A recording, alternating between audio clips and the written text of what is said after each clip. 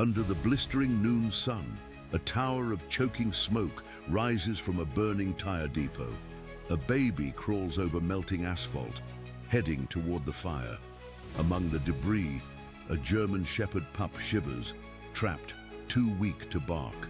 The crowd screams and runs, but a retired firefighter stands still, eyes fixed on the baby. The heat warps the air around him. The child reaches out. The dog writhes. A crack is heard, and for 1 second, everything stopped. Love stories with animals? Then subscribe now and never miss one. Thanks for following us. Now, back to our story. The scorching summer heat in Pine Ridge, Arizona, had stretched into its third consecutive week of triple-digit temperatures. The small desert community, nestled between vast stretches of arid land and scattered juniper trees, had grown accustomed to the relentless sun beating down on their modest homes. For Jack Reynolds, a retired firefighter of 27 years, these were the days that made his old injuries ache with a vengeance. At 58, his body carried the weight of countless rescues, falls, and burns, invisible medals of honor etched into his aging frame. Jack sat on his front porch, nursing a glass of lemonade his wife Ellie had prepared. From this vantage point, he could see much of the town, including the old tire yard that had been a source of contention at every town meeting for the past decade. The owner, Hank Peterson, had promised repeatedly to clean it up, but economic hardships and bureaucratic red tape had left the eyesore intact, a monument to unfulfilled promises and potential danger. "Another scorcher," Ellie said, joining him on the porch swing. Her voice, even in casual conversation, carried the melodic quality that had made her the town's most beloved choir director. "The radio says we might break records this week." Jack nodded, his eyes never leaving the horizon. Town's like a tinderbox, waiting for a match. As if summoned by his words, a thin column of smoke began to rise in the distance. At first it seemed inconsequential, perhaps someone burning trash despite the fire restrictions. But within minutes, the smoke darkened and thickened, climbing higher into the cloudless blue sky. "Jack," Ellie whispered, her hand clutching his arm, "that's coming from Peterson's yard." Jack was already on his feet, his body responding with the instincts honed through decades of service. The smoke was now a towering black plume, and even from this distance, they could hear the distant wail of sirens beginning to cut through the afternoon stillness. "Call 911, Jack said, already moving toward his truck. "Tell them it's the tire yard." In town, chaos had erupted with surprising speed. The fire at Peterson's tire yard had grown from a small blaze to an inferno in minutes. Thick, acrid smoke billowed into the sky, casting an apocalyptic shadow over Pine Ridge. The few active firefighters in the small community had responded quickly, but they were overwhelmed by the scale of the disaster unfolding before them. Sarah Lawson had just finished her shift at the Pine Ridge Medical Center when she saw the smoke. As a single mother and nurse, her first thought was of her 14-month-old son, Charlie, who was with her neighbor, Mrs. Henderson, just 2 blocks from the tire yard. The panic that seized her was primal and overwhelming. Sarah abandoned her car in the gridlocked street and ran, her scrubs still bearing the stains of her day's work. The heat hit her like a wall as she rounded the corner to her street, the roar of the fire drowning out her desperate calls. A crowd had gathered at the intersection, held back by a makeshift barrier and a single sheriff's deputy. Through gaps in the crowd, Sarah could see Mrs. Henderson, her elderly face etched with terror, being comforted by neighbors. But there was no sign of Charlie. "My baby!" Sarah screamed, pushing through the stunned onlookers. "Where's my son?" Mrs. Henderson turned to her with tear-filled eyes. "I just looked away for a second, Sarah. He was crawling so fast." A collective gasp from the crowd cut her off. Following their gaze, Sarah saw what had captured their attention. a small figure, impossibly small against the backdrop of chaos, crawling determinedly toward the burning tire yard. Charlie, dressed in his blue overalls, was moving with purpose across the empty lot that separated the residential area from Peterson's property. His chubby hands and knees were already smudged with dirt, his curly blonde hair catching the sunlight as he moved inexorably toward danger. "Charlie!" Sarah's scream tore through the air, but it was lost in the cacophony of the fire and the crowd's panic. The deputy held her back, his face grim. "We can't let anyone get closer, ma'am. The fire department is—" "That's my son," Sarah fought. Against his grip, her eyes never leaving Charlie's advancing form.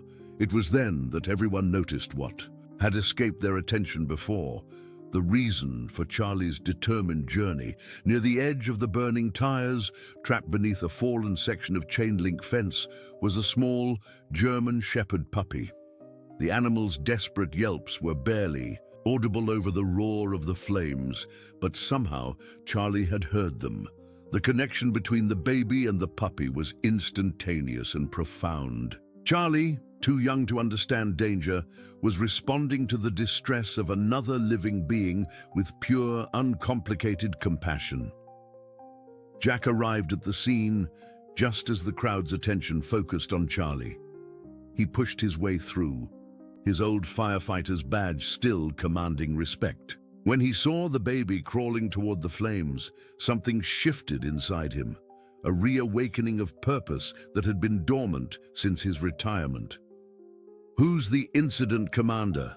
Jack demanded, his voice carrying the authority of his former. "In position." "Chief's not here yet," a young firefighter responded, his face streaked with sweat and soot. "We're trying to contain the perimeter, but the water pressure's too low and we don't have enough personnel." Jack surveyed the scene with practiced eyes. The main blaze was concentrated in the center of the yard, but spot fires had broken out along the edges.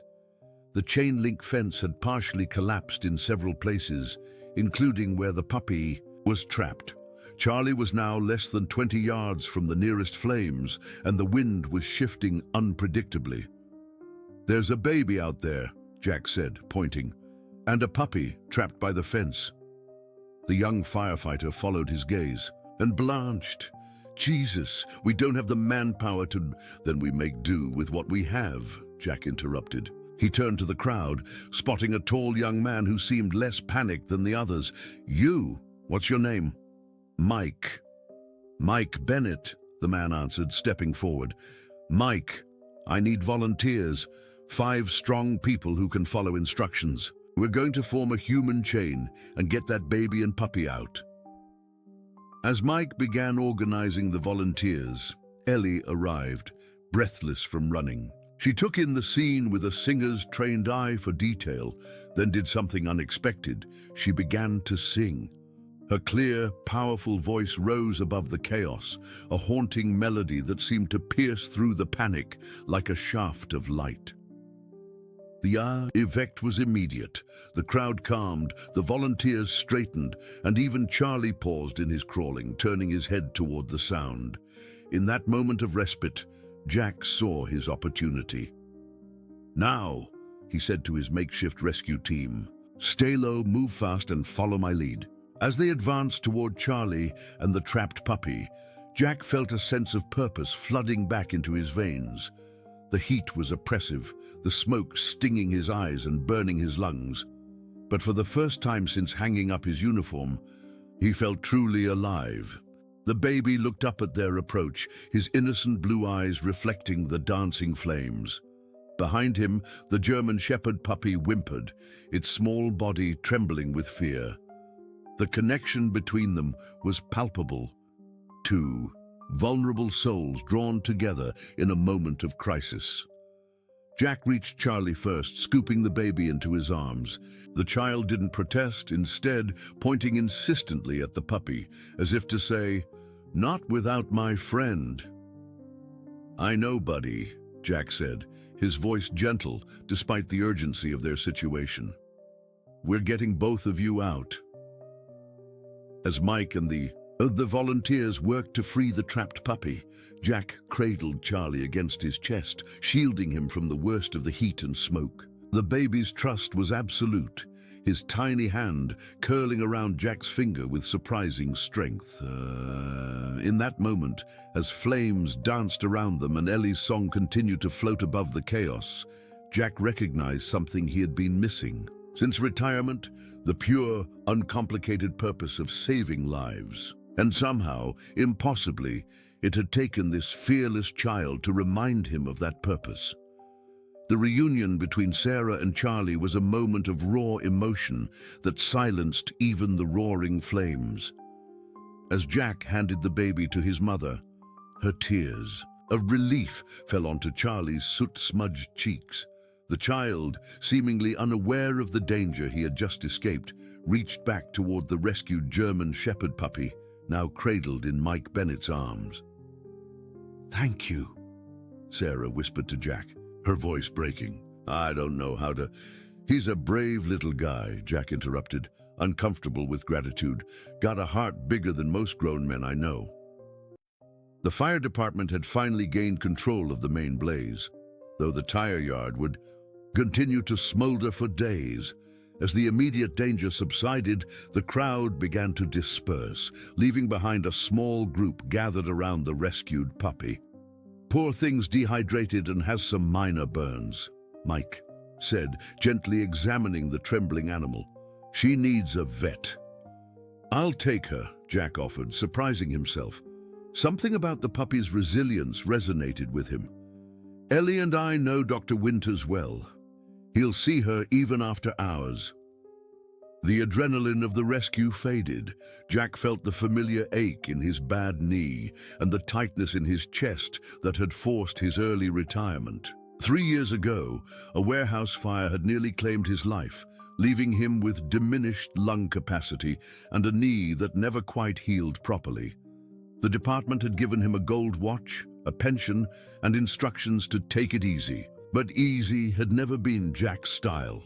That night, after Dr. Winters had treated the puppy's injuries and sent her home with Jack and Ellie, the couple sat on their porch swing, watching the distant glow of the still smoldering tire yard. "You could have been seriously hurt today," Ellie said, her fingers intertwined with his. It wasn't an accusation, but a statement of fact. "I know," Jack admitted.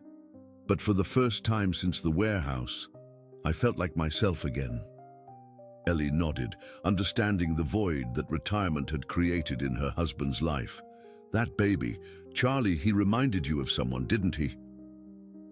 Jack was silent for a long moment, the memories washing over him like waves.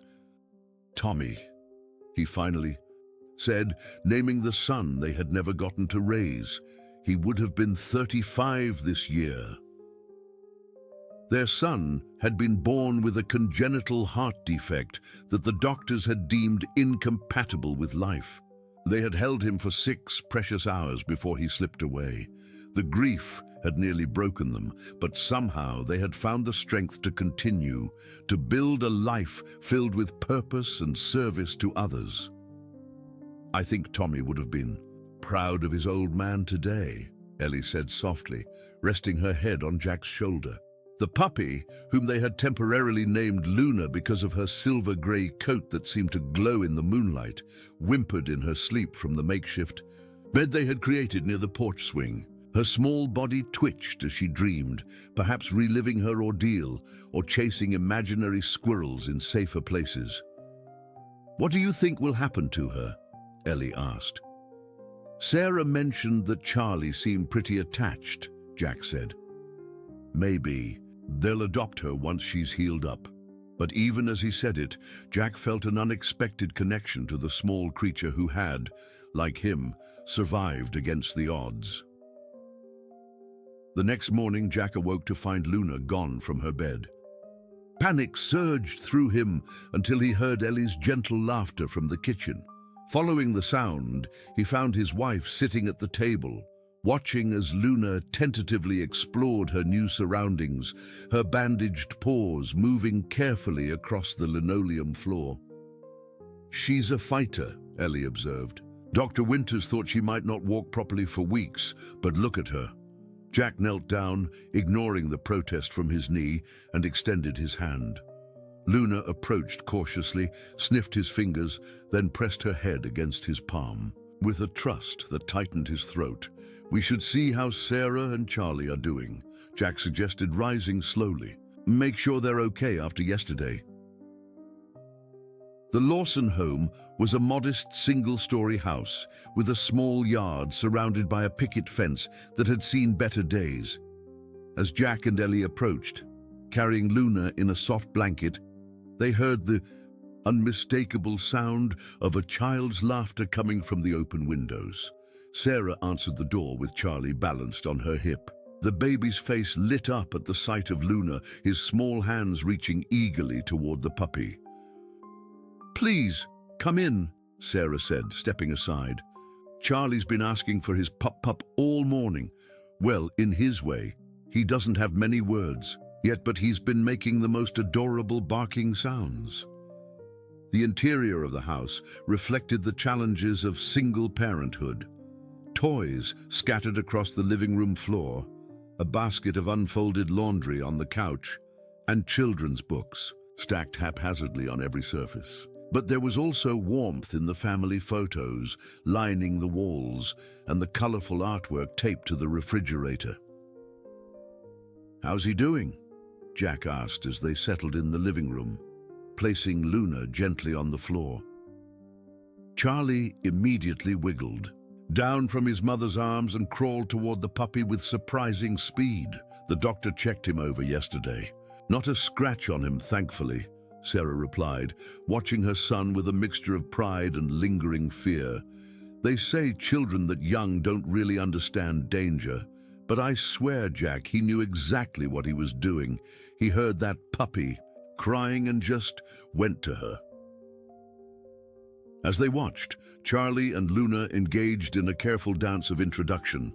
The puppy licked the baby's face, causing him to giggle with delight, while Charlie, gently, more gently than seemed possible for a child his age, stroked Luna's fur, avoiding her bandaged areas as if he understood her injuries. "It's like they have some kind of connection," Ellie observed. "I've never seen anything quite like it," Sarah nodded, her expression thoughtful. "When Charlie was born, the doctors told me he might have developmental delays. He was premature, and there were complications." She smiled as Charlie babbled happily to Luna. "But he's always had this incredible empathy.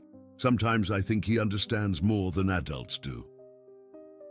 Jack felt a wave of emotion he couldn't quite name. There was something about Charlie that called to the deepest parts of him, awakening protective instincts and long-buried hopes. "The thing is," Sarah continued, her voice dropping slightly, "I'm not sure we can keep Luna. As much as Charlie loves her, and as much as she clearly loves him," she gestured around the modest home. "I work 12-hour shifts at the medical center. I barely manage with Charlie and Mrs. Henderson's help. A puppy needs attention, training, veterinary care." "Whistle and could keep her," Jack said, the words tumbling out before he could consider them fully. "Just until you're in a better position. Charlie could visit her any time." Ellie's surprised expression softened into understanding as she watched her husband. In Luna, and perhaps in Charlie too, Jack had found something that had been missing. Since his retirement, a purpose, a reason to get up in the morning that went beyond merely existing. "That's very generous," Sarah said, visibly relieved. "But I couldn't ask you to—" "You're not asking," Jack interrupted gently. "I'm offering. Besides, Luna and I have something in common." At Sarah's questioning look, he explained, "We both got a second chance yesterday." As they discussed the practicalities of the arrangement, a knock at the door interrupted their conversation. Sarah excused herself to answer it, returning moments later with Mike Bennett, the young man who had helped organize the rescue volunteers. "I hope I'm not intruding," Mike said, his tall frame seeming too large for the modest living room. "I Just wanted to check on Charlie and the puppy. Jack studied the younger man with interest. During the rescue, Mike had shown remarkable calm under pressure, a quality Jack had always valued in his firefighters. There was something about his demeanor, confident but not cocky, kind but not soft, that reminded Jack of himself in his younger days. "Luna's doing well," Jack told him, gesturing to where the puppy was now curled up beside Charlie, both of them dozing lightly. "Thanks to you and the others." Mike shook his head. "I just followed your lead, sir. Without you organizing us, I don't know what would have happened." The genuine respect in Mike's voice stirred something in Jack, a recognition of his own worth that had been buried beneath the frustration and restlessness of retirement. "You know," Mike continued, addressing Sarah, "I'm starting a community initiative to clean up hazardous areas around town. After what happened yesterday, I think we can get the town council to finally do something about that tire yard and other neglected properties." Sarah's eyes lit up with interest. "That sounds wonderful." After seeing what could have happened, she trailed off, her gaze returning to her sleeping son. "I'd like to help," Jack said, surprising himself again. "I've got experience with fire safety assessments, and I know every potential hazard in this town." As the conversation flowed, plans taking shape for making their community safer, Jack felt a warmth spreading through him that had nothing to do with the Arizona heat. In Charlie's brave crawl toward danger to save another, Jack had rediscovered his own courage, not the adrenaline-fueled heroics of his firefighting days, but a quieter, more sustainable kind of bravery. The bravery to begin again, to find new purpose, to open his heart to connections he never expected to make.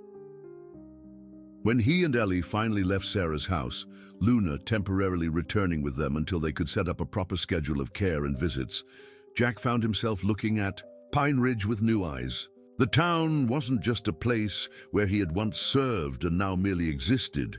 It was becoming once again a community where he belonged. 2 weeks after the fire, Pine Ridge was still recovering. The tire yard remained a blackened scar on the landscape, but around it, a transformation was taking place. What had begun as Mike's initiative, bolstered by Jack's expertise, had blossomed into a community-wide effort. Volunteers gathered daily to clear debris, repair damaged structures, and implement safety measures that should have been in place years ago. Jack stood at the edge of the cleanup site, supervising a group of high school students who had volunteered their Saturday to help. Luna sat obediently at his side, her burns healing nicely, the bandages now reduced to a small wrap on one paw. In the short time she had been with Jack and Ellie, the puppy had grown remarkably attached to the retired firefighter, following him everywhere, with unwavering loyalty. "You've got quite the shadow there," Mike observed, joining Jack with 2 cups of coffee from the community-sponsored refreshment stand. He handed one to Jack. "She's looking better." Jack nodded, accepting the coffee gratefully. "Dr. Winter says she's making a miraculous recovery. Strong spirit in this one." They watched as the volunteers worked, the sense of shared purpose evident in their coordinated efforts. What had started as a response to tragedy was evolving into something more meaningful, a reconnection of neighbors who had grown distant in the busyness of modern life. "The town council approved our proposal," Mike said, his voice tinged with pride and disbelief. "Full funding for the safety improvements and a new ordinance for regular inspections of commercial properties." Jack felt a surge of satisfaction. His testimony at the council meeting, delivered with the authority of his years of service and the emotional impact of Charlie and Luna's story, had been pivotal in swaying the vote. "Couldn't have done it without you, Jack," Mike continued. "Your reputation in this town, people listen when you speak." Before Jack could respond, a familiar voice called his name. Sarah was approaching, Charlie secured in a baby carrier on her chest. The baby's face lit up at the sight of Luna, his hands clapping excitedly. "Look who wanted to come say hello to his puppy," Sarah said, her smile warm as she reached them. "He's been asking for Lulu all morning." Jack knelt down, bringing Luna closer so Charlie could pet her. The baby's gentle touch and the puppy's patient acceptance of his attention continued to amaze everyone who witnessed their bond. "How's the fundraiser coming along?" Jack asked, standing again with a slight wince as his knee protested. Sarah's expression brightened. "Better than we hoped. The hospital administrators are fully on board with the pediatric safety program, and several local businesses have pledged donations." She lowered her voice slightly. "Between you and me, I think they're all a bit worried about liability after the fire. Nothing motivates corporate generosity like the fear of lawsuits." Mike laughed, his eyes crinkling at the corners. "Whatever. Works, right? The important thing is that kids will be safer because of it." The pediatric safety program had been Sarah's brainchild, a community initiative to provide education, resources, and support for families with young children. The fire had revealed dangerous gaps in the town's emergency response system, particularly when it came to accounting for vulnerable residents during evacuations. "Ellie's working on the musical component right now," Jack said. "She's got the church choir practicing for the benefit concert next weekend." As they talked, Jack couldn't help but notice the way Mike's gaze lingered on Sarah when she wasn't looking. There was an appreciation there that went beyond mere friendliness, though the young man maintained a respectful distance. Jack filed the observation away, curious but not wanting to interfere. "Actually," Sarah said, shifting Charlie to her other hip, "I wanted to ask you both something. The hospital is putting together a community safety committee, and they're looking for people with different areas of expertise. Jack, your experience with fire safety would be invaluable, and Mike, your organizational skills with the cleanup effort have been impressive." Jack and Mike exchanged glances, a wordless communication passing between them. In the short time they had known each other, they had developed an easy rapport, the generational gap bridged by shared values and complementary strengths. "Count me in," Mike said immediately. Jack hesitated, old insecurities surfacing. "I'm not sure how much help I'd be. My information might be outdated, and my health is exactly why we need you," Sarah interrupted gently. "You understand better than anyone what it means to put your life on the line and what it costs.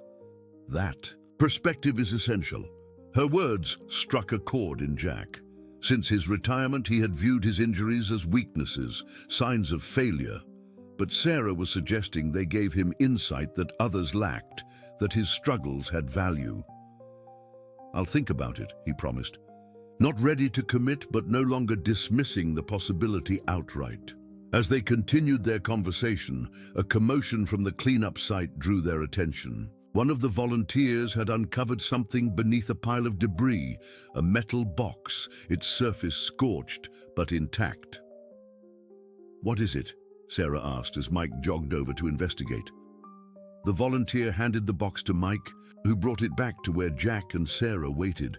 "Looks like some kind of lockbox," Mike said, turning it over in his hands. "Heavy, but not locked. The latch seems to have melted partially." Jack took the box, his experienced hands immediately, recognizing its purpose.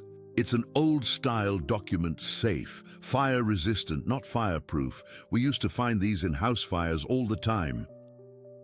With careful movements, Jack worked the damaged latch until it gave way. Inside, partially protected from the flames, was a collection of papers, photographs, and a small leather-bound journal. Jack lifted out a photograph, its edges singed, but the image still clear. A younger Hank Peterson standing proudly in front of the tire yard when it was a thriving business, his arm around a smiling woman holding an infant. "That's Hank's wife, Martha," Jack said softly. She passed years ago. Cancer.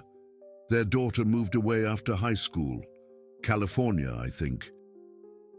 Sarah leaned closer to see the photograph. I didn't realize the tire yard was ever nice. It was one of the most successful businesses in town back in the 90s, Jack explained. Hank was innovative, environmentally conscious before it was trendy. Then the recession hit, Martha got sick, and everything fell apart for him. Mike flipped through the journal, his expression growing increasingly troubled. According to this, Hank has been trying to sell the property for years. He's got copies of letters to the town council, begging for help with cleanup so he could make it marketable. They were all denied or ignored. Jack's jaw tightened. He had served on that council briefly before his injury, and he remembered the discussions about Peterson's property. At the time, it had seemed a simple matter of budget limitations and priorities. Now, looking at the human cost of those decisions, he felt a weight of collective responsibility. "Where is Hank now?" Sarah asked. "I haven't seen him since the fire." "Hospital in Phoenix," Jack replied. "Smoke inhalation. He was trying to contain the fire himself when it first broke out, too stubborn to call for help until it was too late." A heavy silence fell over the group as they contemplated the contents of the box, the physical remnants of one man's dreams and struggles. For Jack, it was a stark reminder of how quickly life could change, how prosperity and happiness could slip away, leaving only memories preserved in faded photographs. "We should get these back to him," Mike said finally, carefully repacking the box. "They might be all he has left." As they discussed arrangements for delivering the box to Hank, Charlie began to fuss, his small face scrunching with discomfort. Luna immediately responded, moving closer to nuzzle the baby's dangling foot, which seemed to calm him instantly. "It's still amazing to me," Sarah said, bouncing Charlie gently. "This connection between them. It's like they understand each other on some level we can't access." Jack watched the interaction, a thought forming that he wasn't quite ready to articulate. There was something profound in the simplicity of Charlie and Luna's bond, a reminder of what humans could be at their best before complications and prejudices clouded their judgment. "Maybe they do," Jack said finally. "Maybe the rest of us just forget how to listen." The day's work concluded as the sun began its descent toward the horizon, casting long shadows across the cleanup site. The volunteers departed in groups, their tired faces showing the satisfaction of meaningful labor. Jack, Ellie, Sarah, and Mike gathered with Charlie and Luna at the small park adjacent to the site, sharing a simple meal of sandwiches and fruit that Ellie had prepared. As they ate, Jack noticed how naturally they had formed a kind of makeshift family.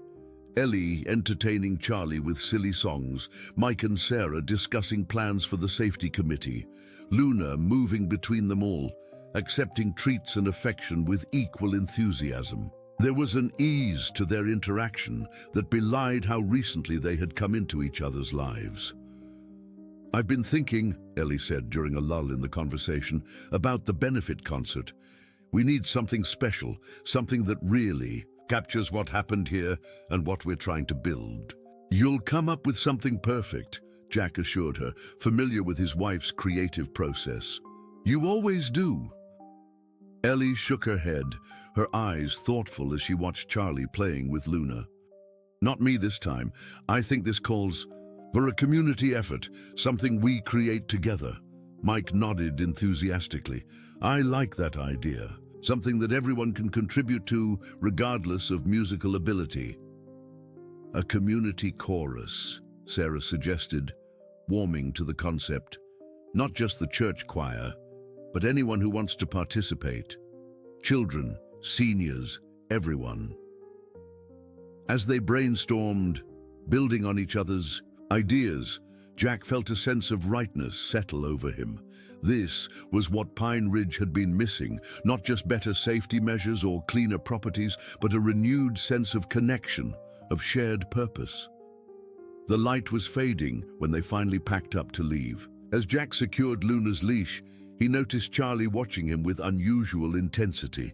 The baby held out his arms, clearly wanting Jack to hold him. "May I?" Jack asked Sarah, surprised by the request.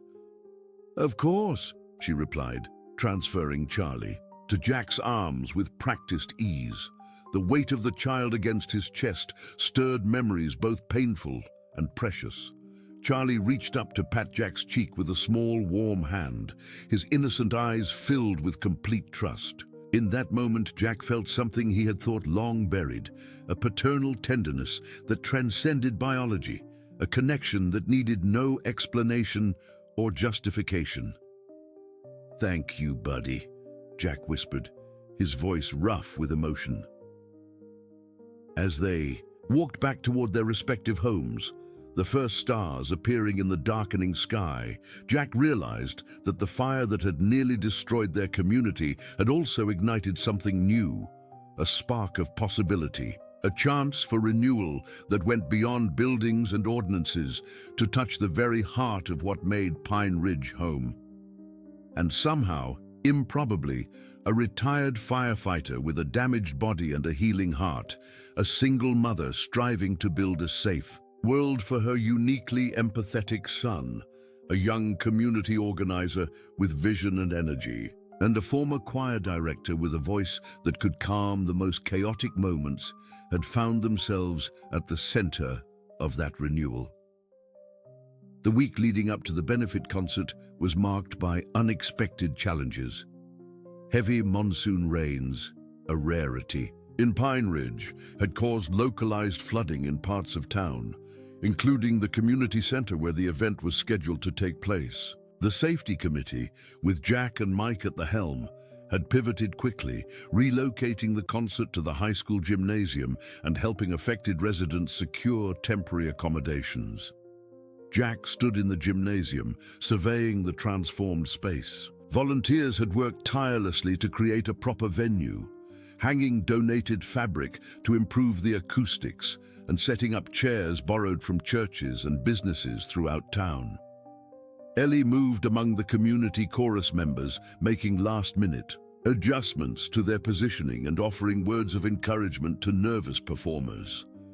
"We've got a full house," Mike reported, joining Jack by the makeshift stage. "Standing room only. The town hasn't come together like this since, well, I can't remember when."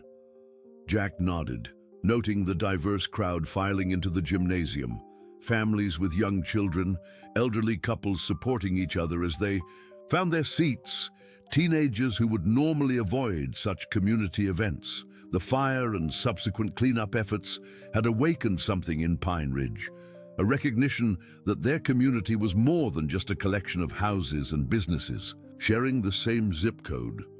"Have you seen Sarah?" Jack asked, scanning the crowd. Charlie had been fighting a minor cold, and Sarah had been uncertain whether they would make it to the concert.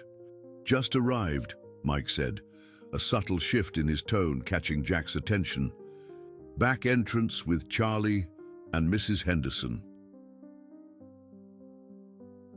Jack studied the younger man, recognizing the signs of carefully managed feelings.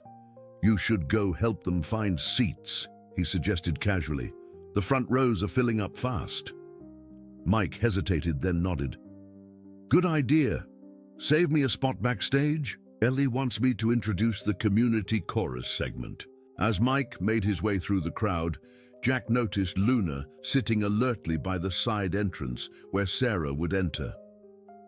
Despite not having seen the puppy in 2 days, Luna had somehow sensed Charlie's arrival and positioned herself to greet him. The bond between the child and the dog continued to defy explanation, growing stronger despite their intermittent separation. Jack made his way backstage, where the performers were gathering. The program Ellie had designed was ambitious, a combination of traditional choir pieces, instrumental performances by local musicians, and the centerpiece, a community chorus composed of 50 Pine Ridge residents of all ages and abilities, performing a piece that Ellie had written specifically for the occasion. "Nervous?" Jack asked, finding his wife reviewing sheet music in a quiet corner. Ellie looked up, her eyes bright with excitement rather than anxiety. "Not about the music. It's coming together beautifully." She lowered her voice. "It's Hank I'm worried about. Are you sure he's up for this?" Jack glanced toward the back of the staging area, where Hank Peterson sat alone, looking frail but determined in his Sunday best. The older man had been released from the hospital just 2 days earlier, and against medical advice, had insisted on attending the benefit concert. "He needs this," Jack said simply. "Needs to see that something good can come from all the bad." Ellie nodded, understanding the complex emotions at play. When Jack and Mike had delivered the salvaged lockbox to Hank in the hospital, the man had broken down. Decades of stoicism crumbling in the face of unexpected kindness.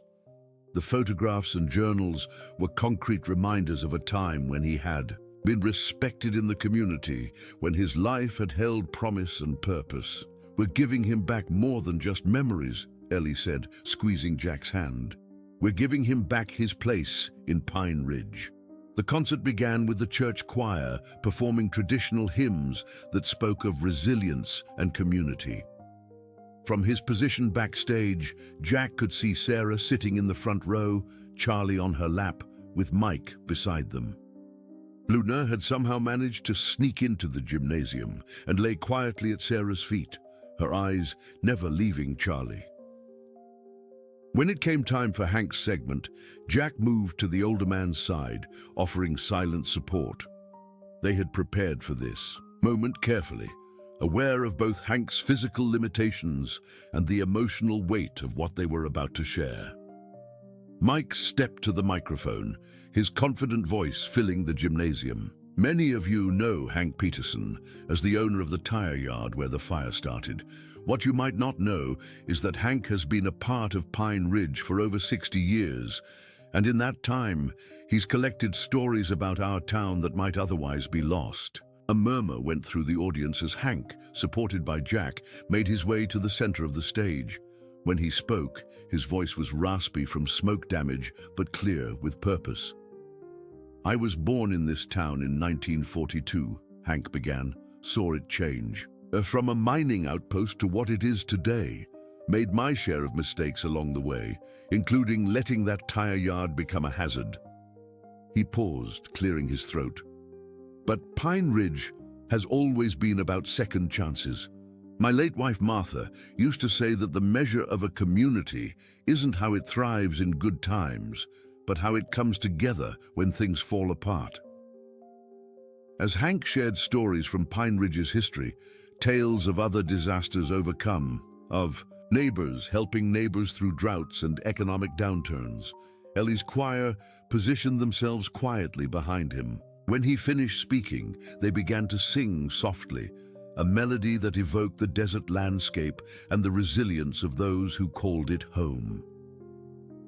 The transition was seamless, Hank's spoken history blending into song as the community chorus joined, in their untrained but heartfelt voices, creating a tapestry of sound that filled the gymnasium. Jack, watching from the side of the stage, felt his throat tighten with emotion as he saw the effect on the audience, faces lifting, eyes brightening, a collective release of tension and grief. In the front row, Charlie had become absolutely still, his eyes wide as he absorbed the music. Luna, equally transfixed, had her head tilted in that peculiar way that suggested she was hearing something beyond the range of most humans. When Charlie suddenly raised his small hands and began to move them in perfect time with the music, Sarah looked down at her son in astonishment. The piece built to a powerful crescendo, voices joining in harmony as Ellie conducted with graceful, fluid movements. The final notes lingered in the air, followed by a moment of profound silence before the audience erupted in applause and cheers. Many were openly weeping, the catharsis of shared emotion washing over the gymnasium in waves. As the applause continued, Jack noticed something unexpected happening in the front row. Charlie was struggling to be put down, his usual gentle demeanor replaced by urgent determination. Sarah, surprised by his insistence, carefully set him on the floor, where he immediately began crawling toward the stage with purpose. Luna was at his side instantly, moving at his pace, her body positioned slightly ahead of him, as if clearing a path. The audience noticed, conversations hushing as attention turned to the baby's determined journey. By some unspoken agreement, people shifted to create a clear lane for Charlie and Luna. Jack moved from the stage to intercept them. Kneeling at the edge of the performance area, Charlie paused in front of him, looking up with those extraordinary blue eyes that seemed to hold wisdom beyond his years. Then, with a deliberateness that belied his age, Charlie pulled himself up to standing, using Jack's knee for support. Collective gasp went through the gymnasium. Sarah had mentioned that Charlie had been attempting to stand, but had never managed more than a wobbly moment before toppling back down. Now, he was not only standing, but taking a hesitant step toward Jack, then another. Luna stayed right beside him, her body providing a subtle brace when Charlie wobbled. The puppy's instinctive understanding of exactly what Charlie needed, not too much support, just enough to give him confidence, was remarkable to witness. As Charlie took his third step, falling into Jack's waiting arms, with a delighted giggle, the audience broke into spontaneous applause again. Sarah was on her feet, hands covering her mouth, tears streaming down her face. Mike had his arm around her shoulders, steadying her as she watched her son achieve this milestone in the most public and unexpected of settings. Jack lifted Charlie into his arms, the baby's small hands patting his cheeks as if to say, "Did you see what I did?" Luna sat at Jack's feet, tail wagging, clearly proud of her small charge's accomplishment. "I think we have an unexpected finale to our program," Ellie said into the microphone, her voice warm with emotion. "A reminder that new beginnings can happen at any age, in the most unexpected circumstances." As Jack carried Charlie back to Sarah, with Luna trotting alongside, he felt the weight of something significant shifting inside him. The baby in his arms represented more than just an individual child's development. He symbolized Pine Ridge itself, taking tentative steps toward a new future, supported by the strength of community and unexpected connections. The formal concert concluded with Ellie leading everyone in a simple song of gratitude, but the real finale had been Charlie's impromptu journey. As people filtered out of the gymnasium, the conversation buzzed with equal parts amazement at the child's timing and appreciation for the metaphorical resonance of his achievement. The organizing committee gathered in the now empty gymnasium, surrounded by the evidence of their community's presence, programs discarded on seats, water bottles left behind, a child's stuffed animal forgotten in the excitement. "We raised over $15,000, Sarah announced, checking the final tally on her tablet while Charlie, exhausted from his big moment, slept against her shoulder. "That's 3 times our goal." "And the mayor announced matching funds from the town's emergency reserve," Mike added, his face flushed with success. "Plus, we've got commitments from 6 businesses to sponsor the ongoing safety initiatives." Jack, sitting on the edge of the stage with Luna curled beside him, absorbed the magnitude of what they had accomplished in just 3 weeks since the fire. What had begun as a response to disaster had transformed into something sustaining, a framework for ongoing community engagement and support. "It's more than just money," Ellie observed, joining Jack on the stage. "Look at what happened here. Tonight, Charlie taking his first steps, Hank sharing those stories, people who've lived as neighbors for years actually becoming friends." She gestured around the empty gymnasium, which somehow still held the energy of the evening's connections. "This is how communities heal." Hank, who had been sitting quietly in a corner, cleared his throat. "I've made a decision," he announced, his voice stronger than it had been earlier. "I'm donating the tire yard property to the town, on one condition." They all turned to him, surprised by this unexpected development. "What condition?" Jack asked. Hank's weathered face creased in a small smile, that it becomes something that serves the community, something Martha would have been proud of. The conversation that followed was animated, ideas flowing freely as they considered the possibilities for transforming a place of disaster into one of community service. A nature park with walking trails, a community garden, a training facility for emergency responders, a shelter for animals in need. It was this last suggestion, offered hesitantly by Sarah as she stroked Luna's head, that resonated most strongly with the group. "An animal rescue center," Jack said, the concept taking shape in his mind. With a focus on training service and therapy dogs, Luna's shown us how powerful that bond can be. As they discussed the practical aspects of such a project, Charlie stirred on Sarah's shoulder, blinking sleepily. His small hand reached out, not toward Luna as expected, but toward Jack. Without hesitation, Sarah transferred her son to Jack's arms, the movement so natural it seemed they had been doing this handoff for years, rather than weeks. Charlie settled against Jack's chest, one hand clutching the older man's shirt, the other extended toward Luna, creating a physical connection between them. In that moment, Jack recognized what had been building gradually since the day of the fire, a family formed not by blood, but by shared experience, mutual respect, and genuine love. Looking around at Ellie, Sarah, Mike, Hank, Charlie, and Luna, Jack understood that they had all been searching for something before. The fire brought them together: connection, purpose, redemption, home. In finding each other, they had begun to find those missing pieces, creating a mosaic more beautiful than any of them could have crafted alone. 6 months after the fire, Pine Ridge had transformed in ways both visible and intangible. The former tire yard, once a symbol of neglect and danger, was now the bustling construction site of the Pine Ridge Animal Rescue and Training Center. Local contractors had donated time and materials, turning Hank's liability into the community's asset.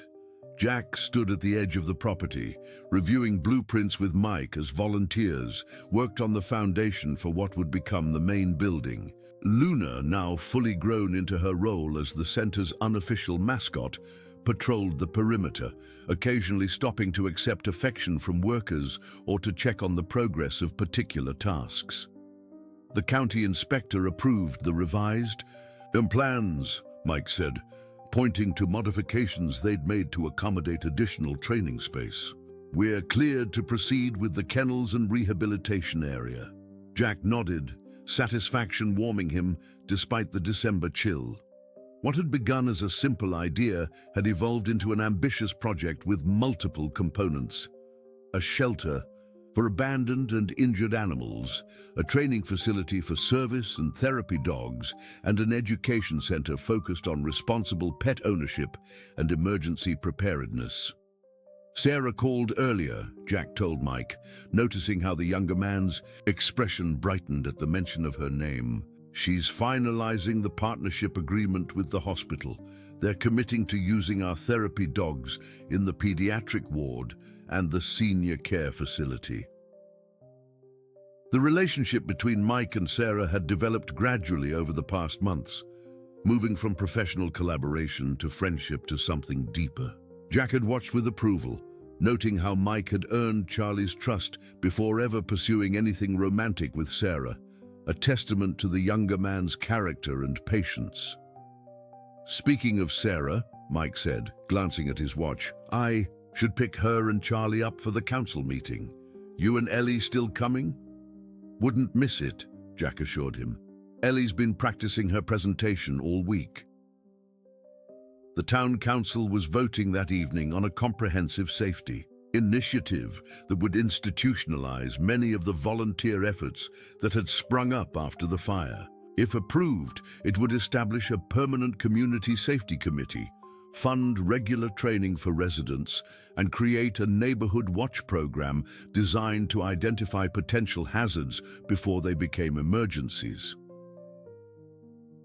As Mike departed to collect Sarah and Charlie, Jack continued his inspection of the construction site. Luna trotted at his side, her movements confident and purposeful.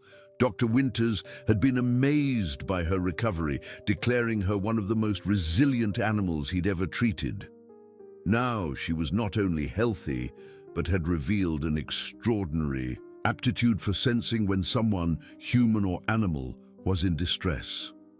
"Jack," Hank called, emerging from the partially constructed main building. "Got a minute?" The older man had undergone his own remarkable transformation. Though still physically diminished from his ordeal, Hank had found new purpose as the project's historian and community liaison. His extensive knowledge of Pine Ridge and its residents had proven invaluable in securing support and navigating bureaucratic challenges. "What's up?" Jack asked, joining him in the shelter of the doorframe. Hank held out a faded photograph Jack hadn't seen before, a young woman in a graduation cap and gown, her smile bright and hopeful. "My daughter Rebecca, this was her high school graduation 20 years ago." Jack studied the photo, noting the resemblance to Hank in the woman's eyes and the set of her jaw. "She looks like you." "Got my stubbornness too," Hank said with a rueful smile. "We had a falling out when she wanted to sell the tire yard after Martha passed. I refused, said it was my legacy, all I had left." He shook his head, regret etching deeper lines in his weathered face. "Foolish pride. She moved to California, and we haven't spoken since." Jack waited, sensing there was more to the story.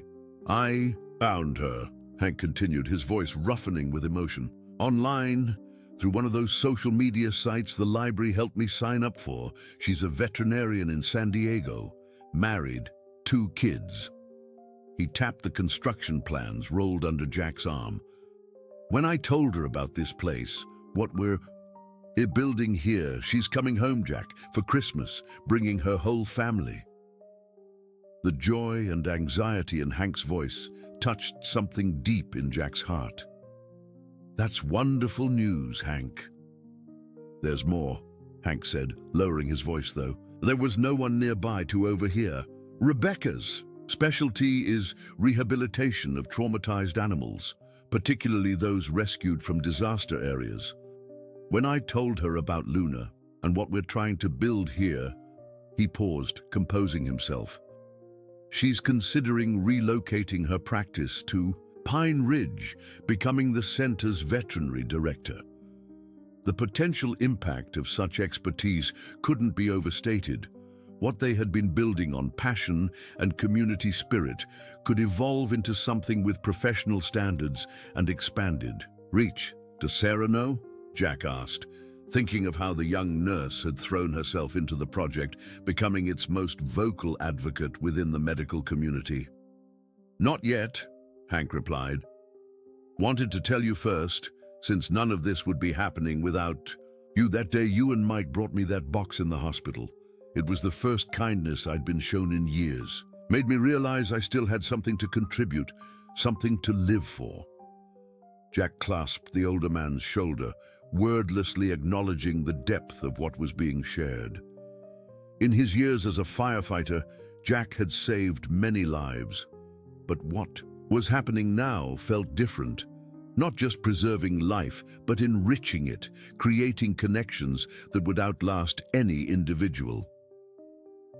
Later that evening, the Pine Ridge Town Council chambers were filled beyond capacity, with residents spilling into the hallway, straining to hear the proceedings. Jack, Ellie, Sarah, Charlie, and Mike sat in the front row, a united front in support of the safety initiative.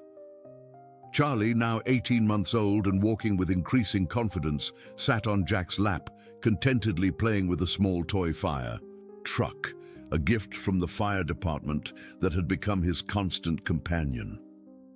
Luna lay at their feet, occasionally raising her head to check on her young friend.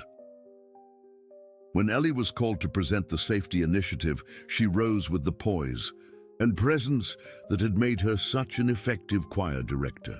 For 20 minutes, she outlined the proposal with clarity and passion, weaving in stories from the fire and its aftermath, highlighting the community's existing strengths and addressing potential concerns with thoughtful solutions. "This isn't just about preventing another disaster," she concluded, her voice carrying to the farthest corners of the packed room. "It's about recognizing that our greatest resource has always been each other.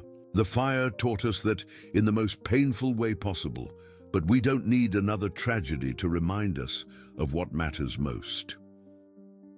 The council's vote was unanimous, a rare occurrence in Pine Ridge politics. As the meeting adjourned and congratulations flowed, Jack found himself surrounded by neighbors who had once been strangers, people whose names he now knew, whose stories he had heard, whose lives had become intertwined with his own.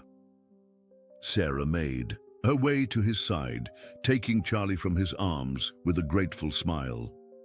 "We did it," she said, her eyes bright with accomplishment. "All those late nights and endless meetings. It was worth it." More than worth it," Jack agreed, watching as Mike joined them, his hand finding Sarah's with casual intimacy. The gathering moved from the council chambers to Rosie's Diner, a Pine Ridge institution that had extended its hours for what everyone knew would be a celebration. As coffee and pie were served, conversations flowed around Jack, discussions of future projects, personal updates, plans for the upcoming holidays.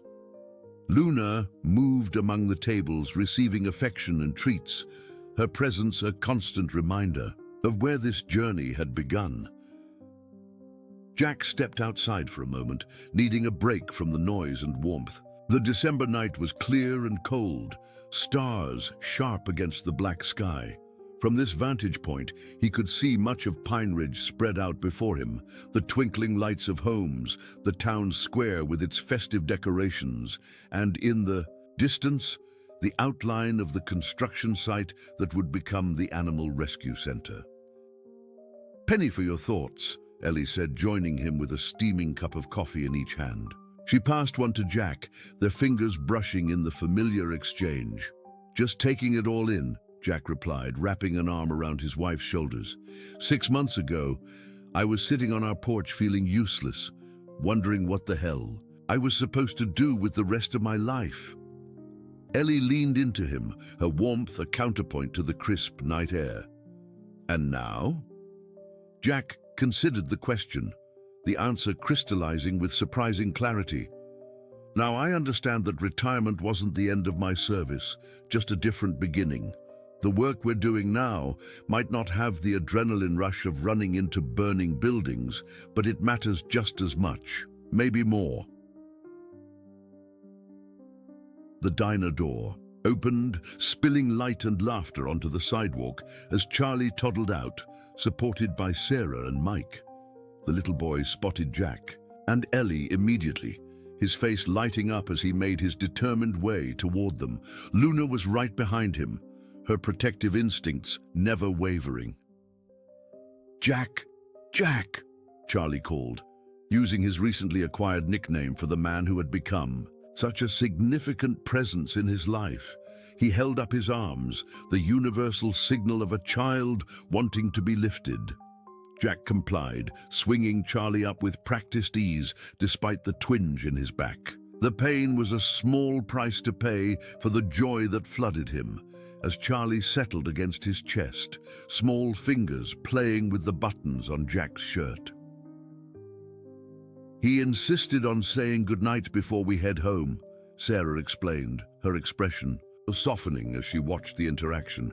"Someone's going to sleep well tonight after all the excitement." "The big meeting was boring," Mike stage whispered to Charlie, earning a giggle from the little boy. "But your mom and Ellie and Jack did an amazing job." As they stood there, a makeshift family formed in the crucible of crisis and solidified. Through months of shared purpose, Jack felt a profound sense of rightness. This was what the fire had ultimately given them, not just a cause or a project, but a reconnection to each other and to the deepest values of their community. Charlie yawned widely, his head growing heavy against Jack's shoulder. Luna nudged Jack's leg, her signal that the little boy needed to go home and rest. The intuitive understanding between the dog and the child continued to deepen, evolving in ways that reinforced their decision to create the rescue center. "We should get this little guy to bed," Sarah said, reaching for her son. But Charlie had other ideas, tightening his grip on Jack's shirt. "Stay, Jack, Jack," he murmured sleepily. The adults exchanged glances, a wordless communication passing between them. Over the past months, Charlie had begun spending occasional nights at Jack and Ellie's home, a natural evolution as their lives became increasingly intertwined. What had started as emergency childcare during Sarah's night shifts had developed into a regular arrangement that benefited everyone, providing Sarah with reliable support, giving Charlie the security of extended family, and offering Jack and Ellie the joy of a child's presence in their home. "Why don't you two enjoy the celebration a bit longer?" Jack suggested to Sarah and Mike. "Ellie and I can take Charlie for the night. Luna's already packed her overnight bag."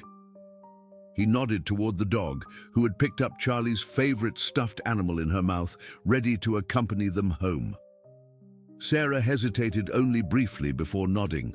"If you're sure it's not too much trouble?" "Never," Ellie assured her, reaching out to stroke Charlie's hair. "Besides, we've been working on a surprise for the Christmas program, haven't we, Charlie?"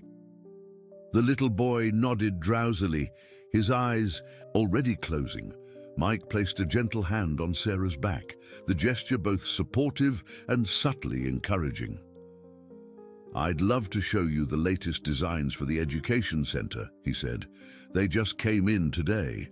As Sarah and Mike returned to the diner, Jack and Ellie began the short walk home, Charlie secure in Jack's arms and Luna leading the way, her alertness never wavering despite the familiar route. "You know," Ellie said as they walked beneath the star-filled sky, "when you retired, I worried we might drift apart without the structure of your job and my choir obligations. I never imagined we'd end up more connected, to each other and to everyone else." Jack glanced down at the sleeping child in his arms, then at the faithful dog guiding their path. "Sometimes the things that seem like endings turn out to be doorways," he said softly. "We just need the courage to walk through them." When they reached their home, the porch light welcoming them back, Jack paused to look at the town spread out below. From Pine Ridge's founding as a mining outpost to its current renewal, it had weathered countless challenges.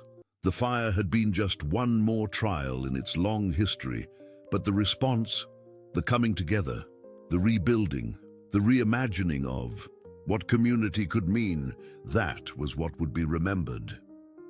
Charlie stirred slightly as they entered the warmth of the house, his small hand patting Jack's cheek in sleepy affection before he settled again. Luna circled the living room once, checking that all was as it should be before lying down near the couch where Jack would place Charlie. As Ellie went to prepare Charlie's temporary bed, Jack stood in the center of their home, holding the sleeping child and reflecting on the journey that had brought them here. 6 months ago, he had been a retired firefighter with a damaged body and a restless spirit, uncertain of his place in the world. Now, he was at the center of a web of connections that gave his life renewed meaning and purpose. The fire that had threatened their community had also forged new bonds, stronger and more resilient than what had existed before. In Charlie's innocent bravery, in Luna's steadfast loyalty, in Sarah's determined advocacy, in Mike's visionary leadership, in Ellie's harmonizing presence, and in Hank's journey from isolation to reconnection, Jack had found not just a new mission, but a more expansive definition of family. as he gently laid Charlie on the couch, tucking a soft blanket around his small form. Jack whispered the same words his father had once spoken to him, passed down through generations of Reynolds men. "Rest easy, little one. Your family stands watch." Luna settled herself on the floor beside Charlie, her body positioned protectively between the child and the door. She looked up at Jack with intelligent eyes that seemed to understand the significance of their shared journey. From a chaotic rescue amid flames and smoke to this peaceful moment of hard-won security. Outside, the stars continued their silent vigil over Pine Ridge. The town slept beneath their gaze, its residents connected not just by geography, but by the invisible. Threads of shared experience, mutual support, and collective hope. And at the heart of it all, a baby's crawl toward danger had become a community's journey towards something better. A future built not despite their challenges, but because of how they had faced them together. In that quiet moment, with Charlie's steady breathing and Luna's watchful presence, Jack understood that some fires do not destroy but refine, burning away what is superficial to reveal what is essential. From the ashes of disaster, Pine Ridge had discovered its truest self, a community defined not by boundaries or buildings, but by the courage to reach out, the willingness to help, and the capacity to love without condition or reservation. And that Jack knew with bone-deep certainty was a legacy worth building, worth protecting, worth passing on to the next generation, represented by the sleeping child who had, in his innocent bravery, shown them all the way forward. Dear listeners, we hope that Jack and Charlie's journey through the flames of adversity to find family and community has touched your hearts. Their story reminds us that sometimes what appears to be destruction can actually be transformation in disguise. For more emotionally powerful stories that explore the depths of human connection, we've prepared a special playlist that you can find by clicking on the link to your left. If this tale of courage, compassion, and community has moved you, please don't forget to subscribe to our channel and give this video a thumbs up. Every day, we bring you unique narratives that reveal the extraordinary moments hiding in seemingly ordinary lives. What was your favorite moment from Pine Ridge's transformation? Was it Charlie's brave crawl toward Luna, Jack finding new purpose, or the community coming together to build something beautiful from the ashes? We're eager to hear your thoughts in the comments section below.